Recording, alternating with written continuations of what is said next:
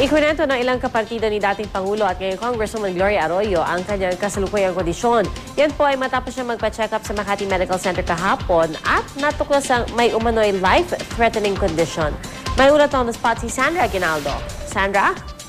Yes, Tia, nagtitipon nga ngayon dito ang kapartido ni dating Pangulong Arroyo sa Lakas CMD at ilan sa kanilang malalapit na kaibigan ay kasama rin sa pagtitipon na ito ng kanilang partido. Ayon dito kay Congresswoman Amelita Villarosa na malapit kay Mrs. Arroyo, ang dating Pangulo daw ay insane at nakita daw niya mismo kung paano iniinda ni Mrs. Arroyo ang kanyang sakit nang dalawin niya ito sa ospital.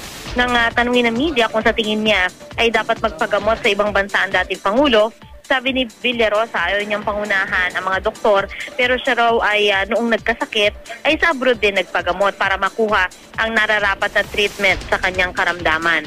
Ayon naman kay Congressman Danilo Suarez na kaalyado rin ni Arroyo sa politika, ay malungkot daw itong si Mrs. Arroyo noong huli niya itong makita. Hindi raw maganda ang resulta ng pagsusuri kay Mrs. Arroyo pero hindi na niya ito ay dinetalye. Narito rin sa pagtitipo na ito ng Lakas CMD ang mga anak ni Mrs. Arroyo na sina Dato at Mikey pero tumanggi silang magsalita tungkol sa kanilang ina. Ayon kay Lakas CMD President Bong Revilla, ayaw muna nilang intindihin ni Mrs. Arroyo ang mga bagay-bagay tungkol sa kanilang partido para makafocus daw ito sa pagpapagaling. Wala pa ring maisagot si Revilla sa tanong kung tatakbo bang muli si Mrs. Arroyo sa kanyang distrito sa 2013 election. Sa ngayon ay nag-organize na ang Lakas CMD at ilan sa mga lumulutang na pangalan bilang senatorial candidate nila ay sina Congresswoman Mitos Magsaysay at ang aktres na si Alma Moreno. So yan muna, Pia, ang pinakahuling ulat mula dito sa pagpulong ng Lakas CMD dito sa Diamond Hotel, Pia. Sandra, balikan ko lang yung nabanggit mo tungkol dun sa health condition ni Congresswoman Arroyo. Hindi ba nila nabanggit kung kailangan niya magpa-check up muli sa labas naman ng VMMC kung babalik pa ba siya sa Makati Medical Center?